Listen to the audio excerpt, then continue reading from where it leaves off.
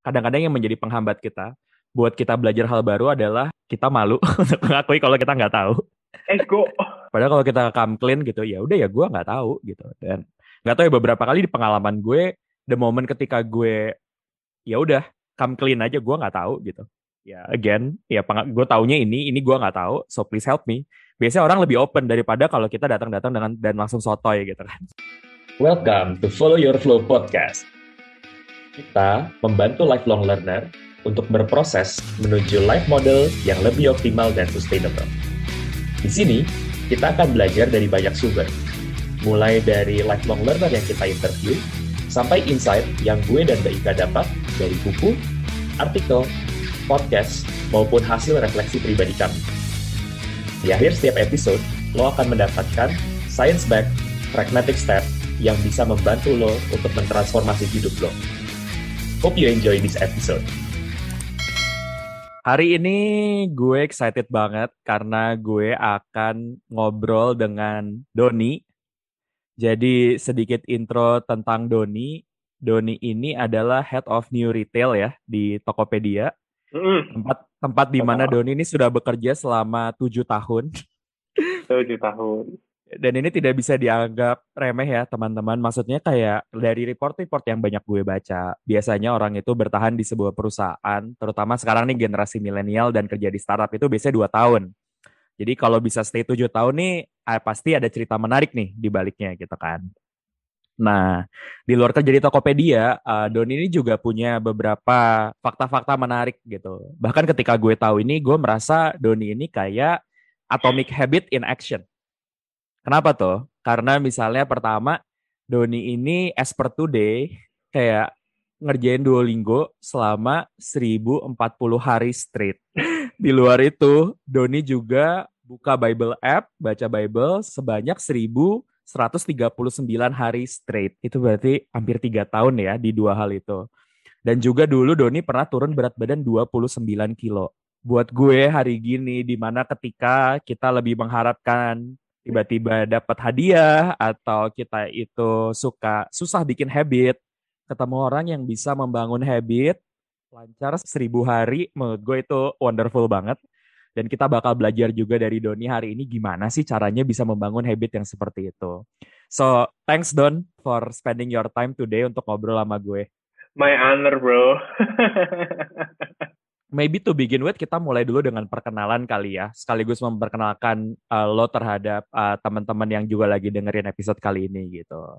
Maybe you can tell us a bit about yourself, kayak mulai dari masa kecil lo gitu, terus kayak sampai akhirnya gimana sih lo bisa masuk ke Tokped. Oke, thanks Yo.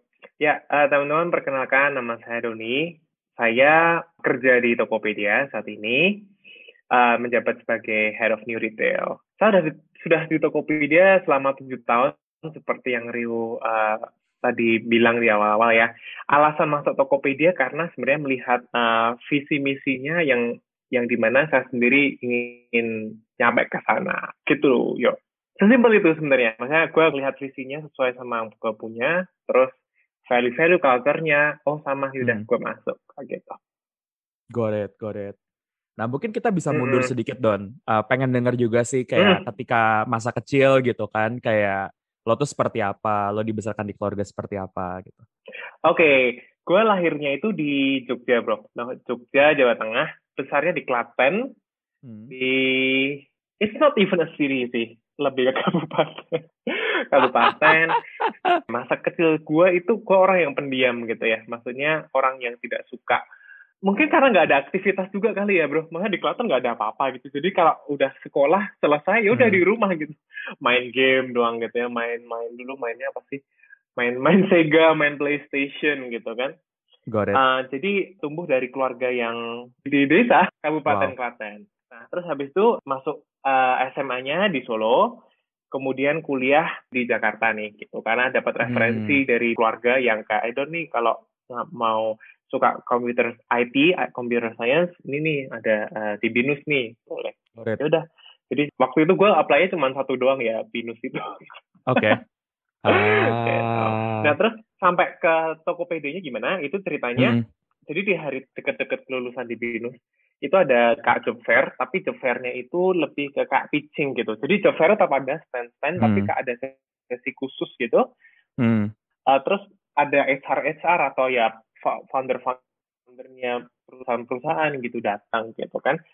Nah, itu yang terakhir itu tuh Tokopedia sih. Nah, padahal itu kan nggak ada yang tahu ya Tokopedia. Ada sih, tapi mungkin hanya segelintir orang gitu kan. Betul. Waktu itu ya, itu gue hampir nggak datang sih sesinya gitu. Karena dibandingin sama perusahaan-perusahaan lain yang lebih ternama gitu, lebih mapan gitu kan. Tapi terus hampir nggak datang, tapi terus kayak ada dorongan suara hati gitu, udahlah datang aja gitu. Waktu ngelihat, udah cocok nih gitu.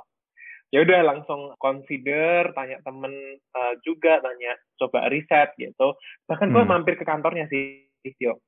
Gue mampir ke kantornya Tokopedia, gue beneran melihat culture-nya. Jadi gue pengen memastikan bahwa tempat gue kerja itu bisa mendorong gue untuk bisa tumbuh. Got it. Nah itu kan cerita lo bisa masuk ke Tokopedia gitu ya. Terus setelah lo di Tokped, mungkin ini pertanyaan lo udah sering banget dapet kali ya. Kayak, apa yang bikin lo bisa stay sampai 7 tahun? Itu amazing sih. Oke. Banyak banget ya. Kalau gue reflect back dalam pikiran gue, apa sih yang buat gue stay gitu. Menurut gue ada beberapa. Jadi yang pertama itu, gue merasakan proses gue bertumbuh di sini sih. Gitu. Maksudnya, gue masuk sebagai associate, sebagai staff gitu. Staff fresh grad gitu kan. Kemudian it's safe to say bahwa startup itu adalah lahan untuk kita bereksperimen juga. Gitu. Jadi di Tokopedia, gue puji Tuhan dapat kesempatan untuk mencoba ini itu. Jadi gue join sebagai digital marketer, terus diminta untuk ngembangin tim data juga, terus sempat ditarik dari internal consultant, dan itu akhirnya gue berlabuhnya saat ini di New Retail ini gitu. Itu simply karena dari perusahaannya juga memberikan kesempatan untuk belajar, dan dari gue sendiri juga harus aktif juga ya, maksudnya untuk mencari peluang. Makanya penting banget untuk kita bisa transparan ke leader kita, kan misalnya gue ada interest ke sana, ya udah ngomong aja gitu kan, maksudnya show your best gitu. Itu yang pertama. Jadi kayak unlimited opportunity sih menurut gue sih. Justru karena kecil ya, maksudnya karena kecil jadi ada opportunity untuk pindah ke sana ke sini gitu. Terus kedua adalah gue ngelihat banyak orang-orang yang gue bisa belajar gitu tanpa gue harus cabut. Karena company-nya bertumbuh, itu talent-talent yang bagus tuh kan masuk Jadi gue tuh bisa belajar gitu dari sana gitu. Jadi gue perspektifnya jadi, orang datang untuk ngajarin gue nih gitu. Jadi gue dapat kesempatan untuk belajar dari mereka gitu kan. Terus ketiga, gini again, gue bukan orang yang lulusan luar negeri, bukan dari Ivy League yang ternama banget. Gue lulusan dari BINUS yang dimana mungkin kalau berbicara tentang skill gitu mungkin beda sama yang S2 gitu ya. Gue hanya S1 gitu kan. Tapi gue notice nih bahwa dalam zaman sekarang, tadi lu mention it gitu kan, bahwa orang itu 2-3 tahun itu bisa dibilang sudah good banget gitu ya. Justru ini gue turn into my strength gitu. The fact that gue membangun menjadi 7 tahun ya, I want to show bahwa gue bisa kalau memangnya disuruh loyal gitu. Jadi I think what I have in mind gitu ya, yaitu selama company bisa men-challenge gue dan memberi kesempatan gue untuk bertumbuh, itu gue will be more loyal sih. Seperti itu bro. Got it. Gue suka banget sih, karena berarti tadi kalau gue tangkap dari apa yang lo jelasin Don, the main factor yang membuat lo stay itu adalah the endless growth opportunity, baik itu dari pekerjaannya dan juga dari orang-orang baru yang datang yang kayak mengajarkan lo gitu kan. Dan yang kedua, gue suka banget tadi sama perspektif lo tentang kedatangan orang baru itu lo terima dengan tangan terbuka gitu kan. Karena kadang-kadang misalnya kayak beberapa temen juga kalau misalnya dapet leader baru atau orang baru gitu kan, kadang-kadang malah kayak, aduh ngapain nih ini ngambil posisi gue apa gimana gitu kan. Tapi gue senang juga tadi ketika ngedenger dari lo adalah lo menganggap itu sebagai growth opportunity gitu.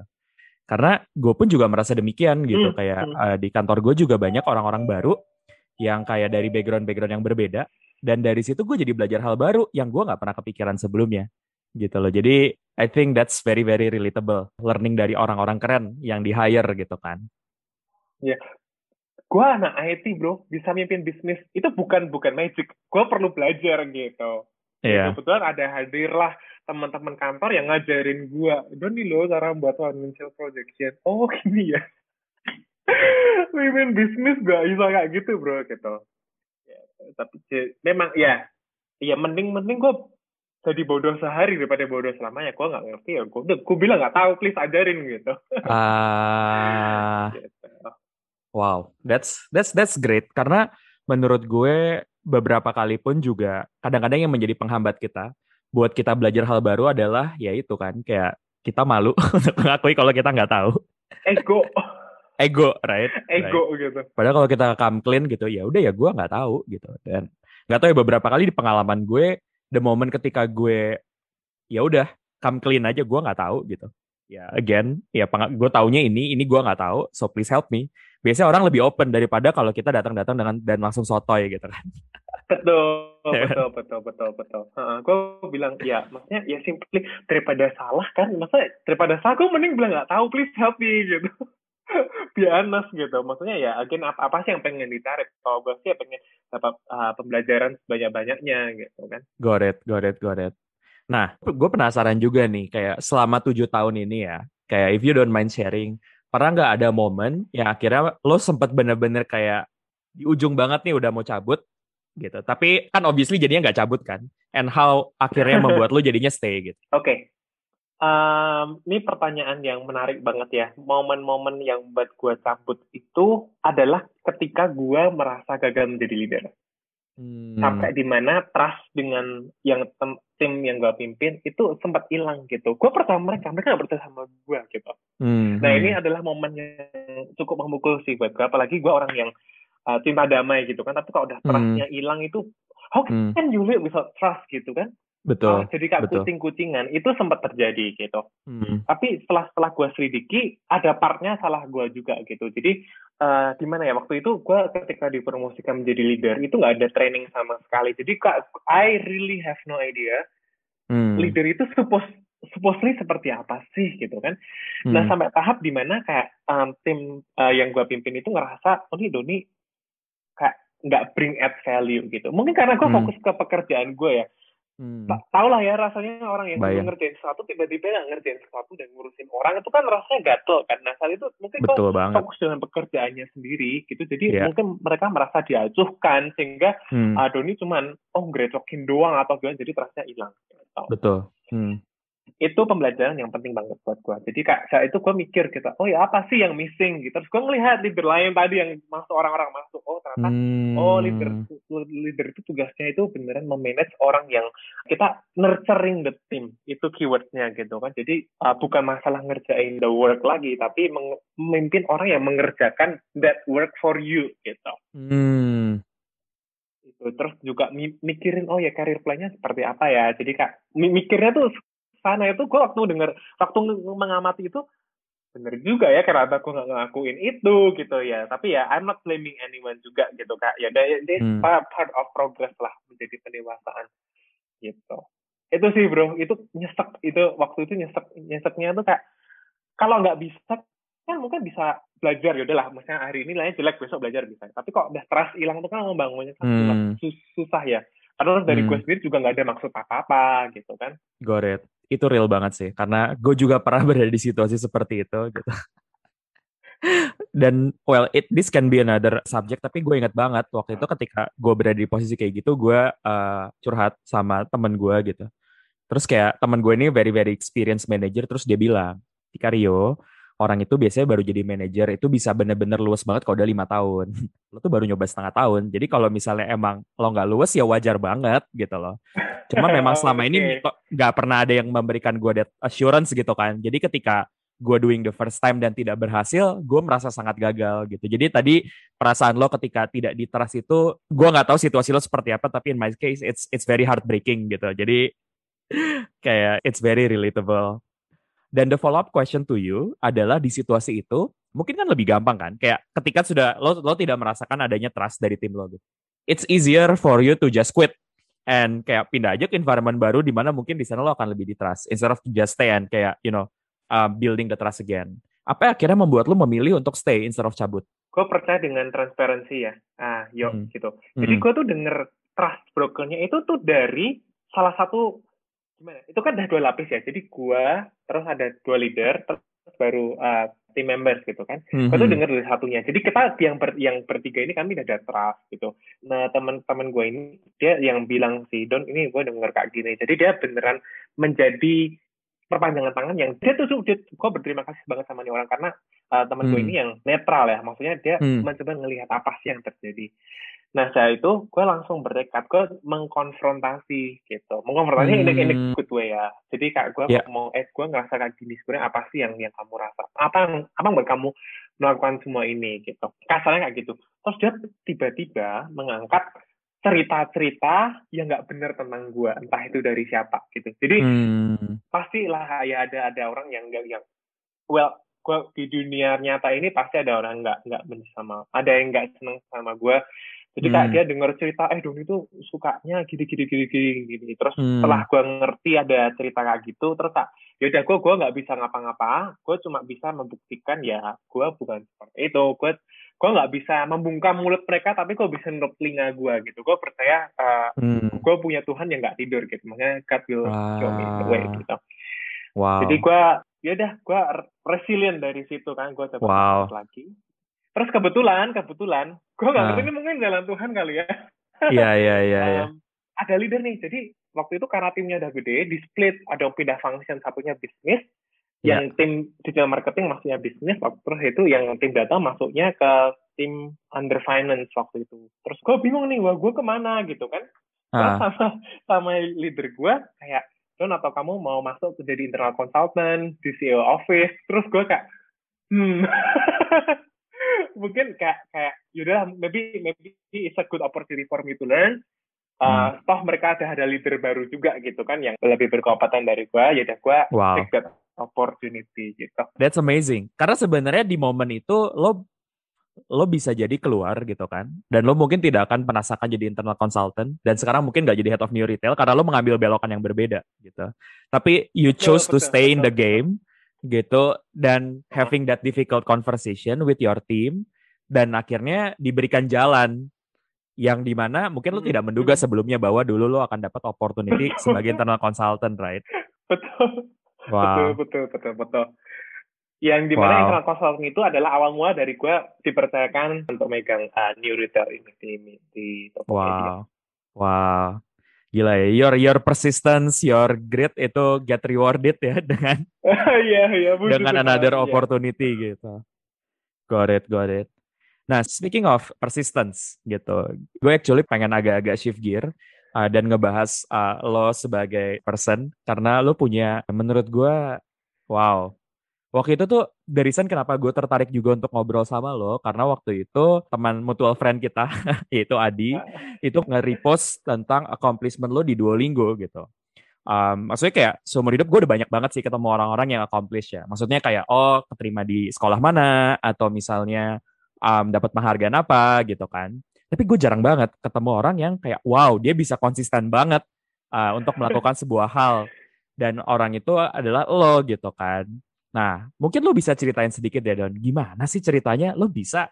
Mungkin kita pakai contoh Duolingo dulu kali ya. Kayak gimana ceritanya lo bisa belajar di Duolingo 1040 hari straight. How do you do that? Oke, yang pertama gue mau ngasih heads up dulu nih ya. Disclaimer, itu tuh gue nggak sehari langsung 20 menit. Gitu. Nggak, kadang ada kalau gue lagi capek banget ya paling 5 menit gitu. Kayak 2 core selesai udah gitu. Tapi pertanyaannya, how can I be like that ya? Actually, to be honest, sebenarnya gue tuh nggak merasa ini spesial dulu ya. I didn't feel this as special gitu. Tapi ketika orang-orang beriak, kan gue diem aja kan. Waktu itu kan kayak yowes gitu. Tapi ketika orang-orang lihat waktu di kantor gitu, Don lu ngapain belajar Duolingo gitu. Terus dia ngelihat strike gue gitu. Udah waktu itu baru 300. Dia tuh langsung kayak, ya ampun Don 300 gitu kak. Iya, kenapa gitu? Ini gue beneran nggak berusaha, nggak ngerti, tapi beneran I have no idea kalau ternyata ini sesuatu yang jadi strength gitu. Setelah gue tes strength baru, ternyata ini adalah strength gitu kan. Saat itu kayak, okay, I think I have yang spesial gitu. Nah, setelah gue reflect back, berawal dari keluarga bro. Gitu. Jadi somehow keluarga gue itu keluarga yang disiplin ya. Kalau cerita bokap gue ya, itu tuh kan biasalah zaman baby boomer, itu jadi bokap gue dengan saudara-saudaranya gitu, kalau tinggal di satu rumah itu jam 6.15 pagi itu selalu ada kayak entah ke waktu itu emaknya bokap gitu, berarti mak cowok gue kan, pakai kentongan, kan punya peternakan sapi tuh. Jadi kayak pakai loncengnya sapi, gitu, makan gitu. Terus kok telat 5 menit gitu, nggak kasih makan. Gitu. Gue sempat tinggal sama bonyoknya bokap. Jadi gue benar ngerti timeliness-nya tuh di situ. Jadi makan pagi itu jam 15 kan anak-anak mau sekolah tuh jam 7 berangkat kan. Iya. Terus makan siang itu jam 11:30. Oke. Terus kalau makan malam itu jam 6:15 atau 6:30 sekitar itu gitu. Itu kebak dari sana. Jadi gue tuh sense waktunya tuh kuat banget yuk. Terbentuk dari keluarga. Termasuk kalau bokap gue gitu ya. Bokap gue tuh kalau misalnya, Dan nanti kamu pergi ke sini jam berapa akhirnya? Terus bokap gue mikir, oh ya oke, yaudah nanti kita ketemunya di sini jam 6 segini, nanti kok kamu udah sampai sini telepon papa ya, biar papa bisa siap-siap. Itu kebawa. Jadi gue tuh somehow tuh yang buat gue bisa disiplin tuh karena somehow gue bisa sense waktunya tuh kuat banget bro. Gitu. Jadi misal, Don nanti selesai makan sampai sini jam berapa? Oh, gue mikir, paling jam 8 gitu. Dan gue jarang banget terlambat.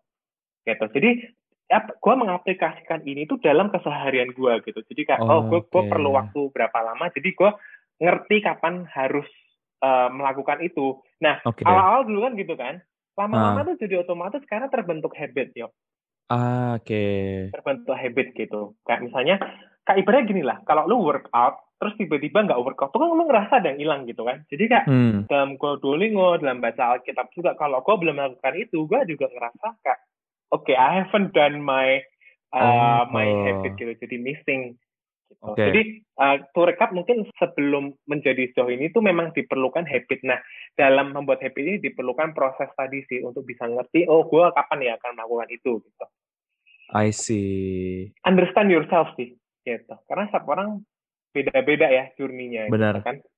I see. Wah, this is new. Berarti memang sejak kecil lo terbiasa gitu kan. Lo pernah tinggal di bonyoknya bokap lo, di mana timeliness itu adalah hal yang di-value banget, dan itu kebawa dan lo implement juga untuk berbagai aspek di dalam hidup lo gitu kan. Sempat berantem sih sama istri gue yang dulu pacaran gitu. Berantemnya kenapa? Waktu dulu awal-awal pacaran nih, gue pacaran tuh gue jamin, yaudah nanti kita ngatur deh ya dari jam 1 sampai jam 5 gitu. Terus perempuannya, kalau lu perhitungan banget sih. Oleh itu nature gue doang gitu buat bagi waktu, karena gue nanti jam 5 ke atas gue bakal ngapain gitu. Gue awal-awal sempat selek gitu, tapi setelah dia ngerti, setelah dia bermain ke rumah bonyok gitu kan, langsung ngerti, ini loh ternyata Doni seperti ini karena ya keluarganya memang seperti itu gitu. Bukan masalah batasinya, simply that's how my brain works gitu loh.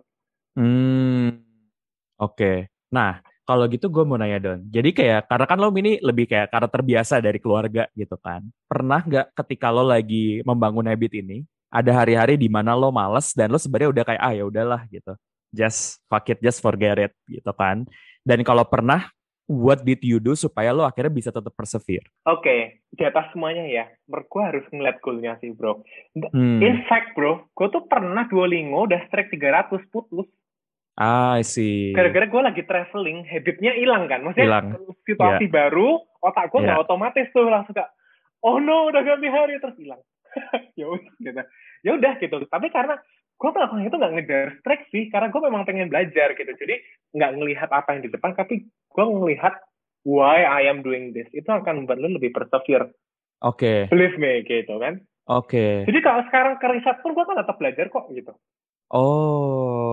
Oke, wow. It's just a gimmick menurut gue ya, gitu. Yang memang sebenarnya ada motivasi juga, gitu. Tapi nggak seberapa dengan apa yang pengen kita capai di sana. Ya ibaratnya ini kan menurut gue asal muasal dari perseverance itu juga di sini sih, bro.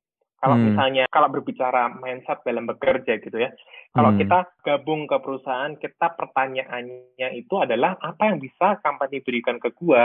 Itu by the time company nggak ngasih sesuatu yang lu harapkan, lu akan langsung disappointed lah.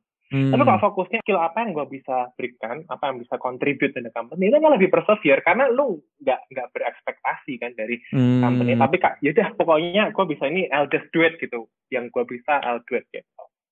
Got it. I see. Yang lo bilang barusan itu sejalan banget sama apa yang ditulis sama Angela Duckworth di buku Grit. Karena iya, dia tuh menceritakan bahwa salah satu elemennya grit itu adalah purpose.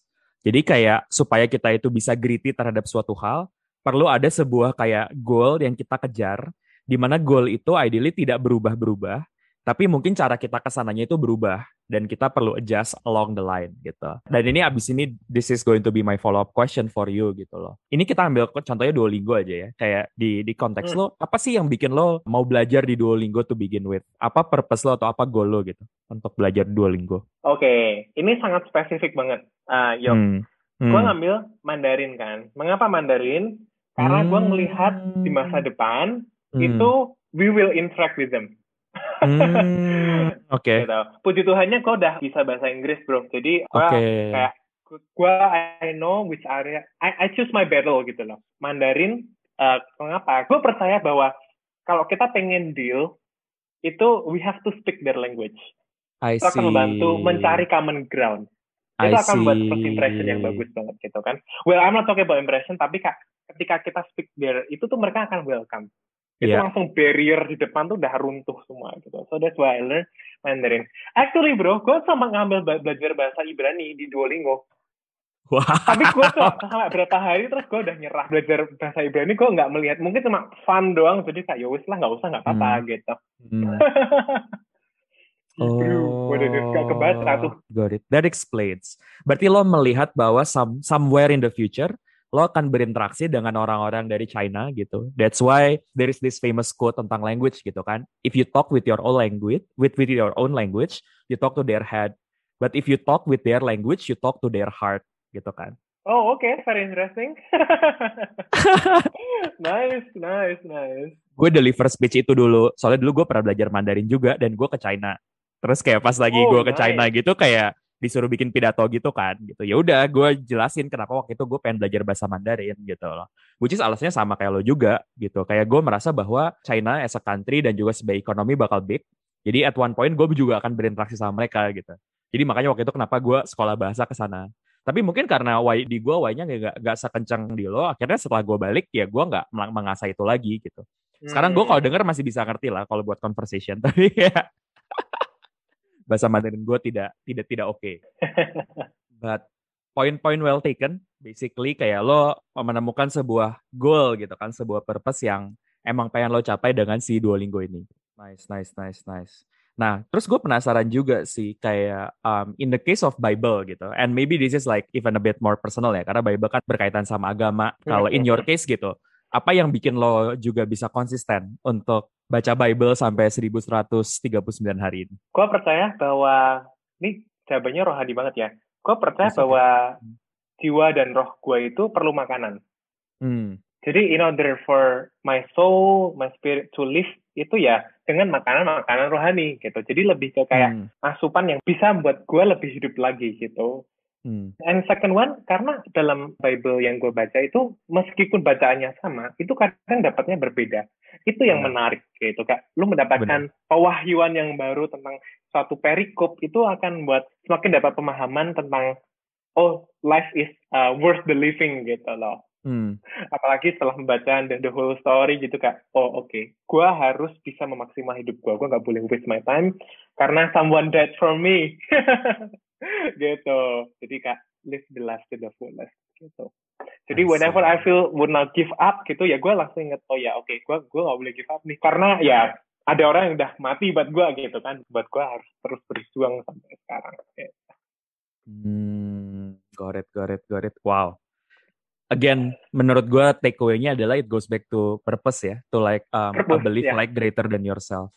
Dan menurut gue kayak mungkin ini gue bisa share sedikit lagi tentang the science of motivation gitu. Karena kita kalau ngomongin motivation, kadang-kadang kita lupa bahwa motivation itu sebenarnya ada dua sumber. Ada eksternal dan ada internal. Dan kalau kita ngomongin eksternal, ini biasanya berkaitan dengan apa yang dikasih sama orang lain. Kalau misalnya di konteks perusahaan, misalnya gaji, dipromosi, title, dipuji gitu kan, itu kan kayak external motivation. Sedangkan kalau kita ngomongin internal motivation, kita ngomongin yang namanya purpose atau kayak goal yang lebih besar dari diri kita, autonomy gitu, that we have control on ourselves dan juga our surrounding, dan juga mastery to be better at something gitu. Nah kalau gue ngelihat nih dari dua cerita lo tentang kayak gimana lo bisa stay di Tokopedia, terus kayak akhirnya lo bisa bikin habit ini, gue mendapat sense bahwa gila nih intrinsic motivation lo nih kayaknya kencang banget untuk nge-fuel lo, untuk building your own habit and to stay in the company for 7 years. Thanks for bringing that, Yo. actually gue tadi ngomongin keluarga ya. Jadi gue ini anak tengah. Mungkin gue sempat ada masa-masa dibimbing sama orang tua, tapi gue juga ngerasain dilepas di tengah jalan. Mungkin gue ngerasa saat itu adalah ketika adik gue lahir itu kayak, okay, I need to be mature enough in making my own decision and know what I want to do. Itu dilatih dari situ sih, termasuk di situ. Gitu. Got it. I see. Jadi kayak gue mau kerja di internet company itu gue udah tahu dari SMP itu.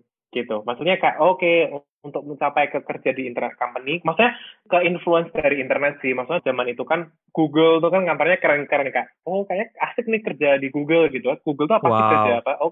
Perusahaan teknologi gitu. Jadi saat itu kayak I think gue suka deh pengen kerja di perusahaan teknologi gitu kan. Terakhirnya ya udah dapat referensi Doni lo kalau mau IT di BINUS bagus gitu kan.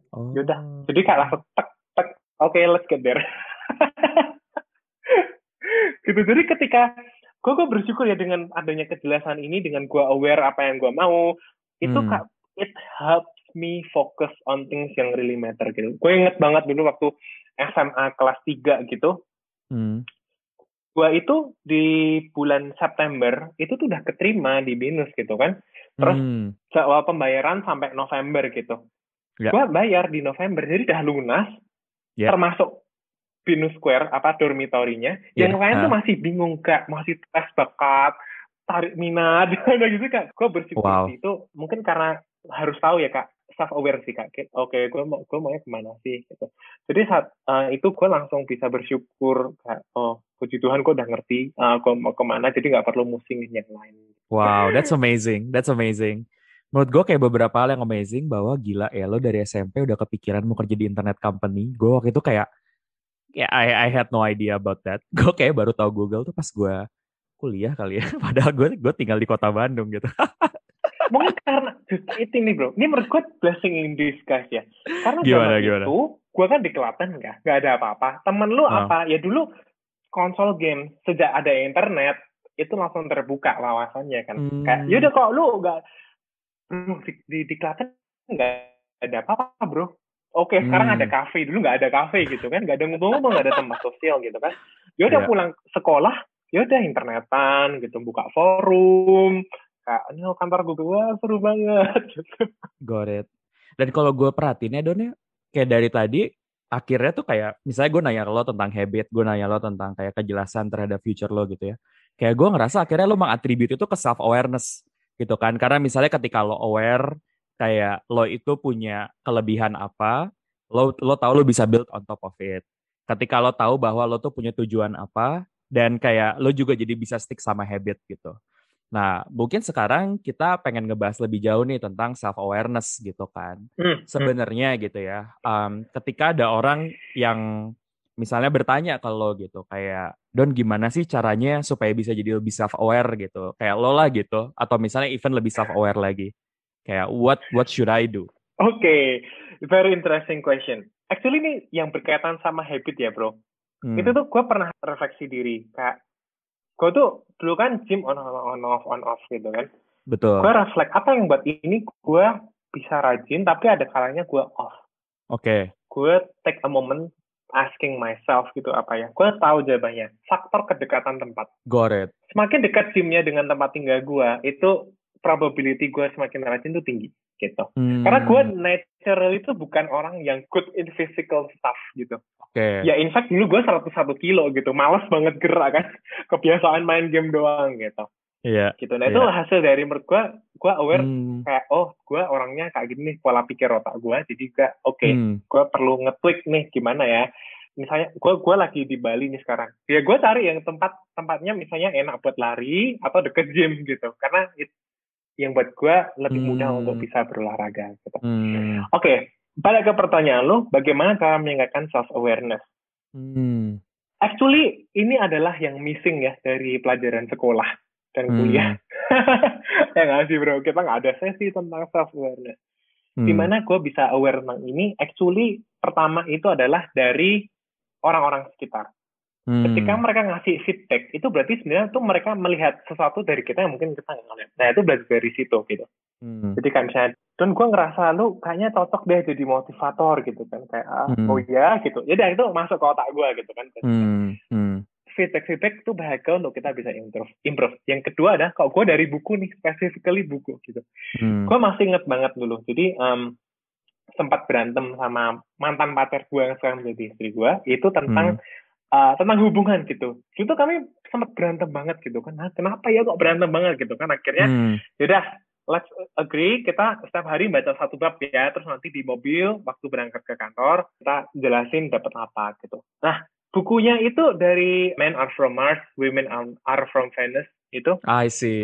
Ngasih tahu kayak cowok cewek gitu. Jadi setelah gue baca buku itu ternyata yang selama ini kita perdebatkan itu adalah simply karena gue cowok dan dia cewek gitu. Nah, ini yang buat gue berpikir-pikir actually. Ternyata gue itu nggak mengerti tentang diri gue. Itu titik balik juga sih kan. Setelah itu gue langsung berusaha, ternyata masih banyak hal yang gue nggak mengerti tentang diri gue. Makanya kita harus selalu memperkaya diri, minta feedback dari orang lain, gitu, expose ke hal-hal yang baru. Gitu. Ketiga, satu momen yang bisa membuat gue self-aware adalah kehadiran coach dalam hidup gue, bro. Gue bersyukur banget di Tokopedia, gue sempat mendapatkan coach yang dimana gue mendapatkan assessment. Dan itu gue dibimbing gitu, Kak. Dibimbing, gue kayak disorotin, Don, this is your strength gitu. Nah, ini tadi nyangkut yang pertama tadi, yang Duolingo tadi. Ternyata strength gue nomor 1 tuh disiplin, bro. Yang dimana buat gue dulu nggak aware kalau itu strength gitu kan. Tapi setelah itu valid, gue langsung bisa, ketika gue ngelihat hidup gue dari kaca pembesar, gue langsung notice, this is my strength in action gitu, bro. Lo tau tadi kenapa gue SMP udah bisa pengen kerja tech company? Karena strength nomor 3 gue futuristic. It is kind of easy for me untuk bisa picture out ke depan. Termasuk dalam penyusunan jadwal tadi. Gue bersyukur banget mendapatkan momen coaching program ini, jadi gue beneran bisa lebih aware. Tapi menurut gue self-aware itu is a journey ya, jadi gue ngerasa gue masih saat ini, gue takut juga kayak apa sih yang buat gue percaya apa sih masih ada blind spot di gue gitu. Makanya kita harus terus mengosongkan gelas sih dan mengapresiasi feedback yang ada gitu. Justru di situ tempat kita bisa bertumbuh gitu, bro. Wow. Oke, that's interesting. Karena berarti kalau gue tangkap tadi tuh kayak, again, kalau kita ngomongin self-awareness kan kadang-kadang itu artinya kita perlu aware dengan blind spot kita gitu. Dan yang tadi gue suka dari lo adalah lo mencari bantuan-bantuan dari eksternal. Mulai dari buku, terus juga dari feedback teman-teman, dan juga coach ya. Dan menurut gue coach ini agak menarik karena gue nggak merasa coach itu adalah sebuah hal yang sudah banyak dimiliki. Karena biasanya kita kalau ngomongin coach, itu rata-rata kan coachnya coach olahraga ya. Kayak, gue di coach main tenis, atau gue di coach main bola gitu kan. Tapi kayak in your context tuh, emang kurang lebih kayak coach yang tadi lo sebut tuh perannya seperti apa sih buat lo gitu. Apalagi juga gue recently melihat di LinkedIn lo juga share gitu kan, lo juga lagi belajar coaching dan mulai coaching kayak, maybe you can share a bit sebenarnya coach itu tuh ngapain sih kerjaannya gitu. Oke, coach itu kalau disimpulkan ya, menurut gue coach itu sebagai cermin. Jadi ketika along the way kita ngobrol, itu coaching-nya itu diharapkan bisa lebih aware dengan dirinya sendiri. Gitu. Jadi tugasnya coach itu sebenarnya berpartner dengan coaching-nya untuk mencapai satu tujuan. Kerjanya itu adalah untuk evoke awareness dengan pertanyaan-pertanyaan gitu. Jadi kayak misalnya, kenapa gue bisa discover strength yang tadi? Pertama, selain karena assessment adalah karena gue ditanyain juga, menurutmu Don, ketika kamu melakukan ini, strength mana sih yang sedang bersinar gitu Kak? Oh iya benar juga ya. Jadi Kak, dengan thought provoking question, gue menjadi semakin aware dengan diri gue. Gitu. Tapi terlepas on a bigger scale-nya, seorang coach itu akan membantu pertumbuhan sih, definitely ya. Kak, kita men-challenge, nge-follow up gitu. Kak, dengan strength ini, apa yang lu bisa lakukan lebih lagi? Dengan entah professionally maupun in personal life. Seperti itu. Jadi bisa dibilang coach ya itu. Jadi Kak, cermin, orang yang beneran bisa men-challenge lu untuk bisa unleash the greatness in you gitu loh. So that's why juga bro, gue belajar coaching adalah karena gue pengen menjadi penolong Doni yang dulunya adalah seorang pendiam yang gambar dirinya dulu masih nggak pedean gitu, yang dimana orangnya pesimis. Jadi gue pengen menjadi penolong yang Doni butuhkan saat itu sih gitu. Makanya gue juga mendalami coaching pada. Wow. The fact that lu bilang tadi coaching belum populer, makanya that's why I'm here. Gue pengen mengembangkan talenta di Indonesia, dan juga gue percaya bahwa company itu aset terbesarnya itu di people-nya sih. Got it. Wow, itu mulia banget sih, Don. Maksud gue kayak lo berangkat juga dari dulu, lo bilang bahwa lo dulu juga gambar dirinya kurang baik gitu kan, dan juga lo pendiam, dan akhirnya kayak lo bisa menemukan strength lo apa, dan lo dibantu sama orang-orang, dan sekarang kayak lo pengen membantu Doni yang juga lagi struggling gitu dengan ilmu coaching yang lo milikin. That's amazing. Wow, thanks Don buat ngobrolnya pada kesempatan kali ini. Maybe as a closing gitu ya, kalau orang pengen kontak lo gitu kan, either pengen belajar cara bangun habit, atau pengen nanya gimana cara punya self-awareness, atau even mungkin kayak pengen di coaching sama lo gitu, what would be the best way to find you? Oke, gue orang yang lumayan aktif di Instagram dan juga di LinkedIn sih. Jadi bisa search kalau di Instagram itu @DoniNP, Delta Oscar, Nano India, Nano Papa. Atau kalau di LinkedIn, nama lengkap gue, Doni Nathaniel Pranama. Gampang kok nyari gue. Got it. Nanti di podcast dan juga di YouTube akan gue pasang juga linknya. Jadi teman-teman bisa klik dan juga bisa kontak Doni gitu. A very interesting person to chat. Dan juga kayaknya bakal insightful banget gitu untuk belajar dan di-coach sama Doni. So, thanks banget Don for your time. Before we end the show, kayak any final thoughts atau kayak closing remark? Actually, kita sebagai manusia itu gue merasakan manfaat ketika orang-orang memberikan feedback. That's why juga gue pengen tahu juga bisa membantu orang lain gitu kan. Makanya penting banget untuk bisa memiliki pemahaman, yaitu untuk memiliki ketulusan seperti seorang guru untuk mau terus berbagi, dan kerendahan hati seperti seorang murid untuk terus belajar. Wow, what a remark. Thanks banget Don. See you next You're time. You're welcome, Rio. Bye-bye. Bye. Thank you banget ya udah dengerin episode kita kali ini. Kalau lo suka sama konten ini dan merasa kalau lebih banyak orang perlu mendengarnya, please share this to your network. Karena itu akan membantu mereka untuk menemukan konten ini dan mentransformasi hidup mereka. Jangan lupa juga untuk follow kita di Instagram, karena setiap harinya kita akan post bite-sized content untuk merefresh apa yang teman-teman sudah pelajari di podcast ini. Check out our Instagram @followyourflow.id. Terakhir, ada free course di website kita, yaitu tentang setting up your minimum viable priority, di mana lo bisa memahami prioritas hidup lo dan cara yang lebih konkret untuk mencapainya. Yuk, dapatkan akses di course-nya dengan check out our website di www.followyourflow.id.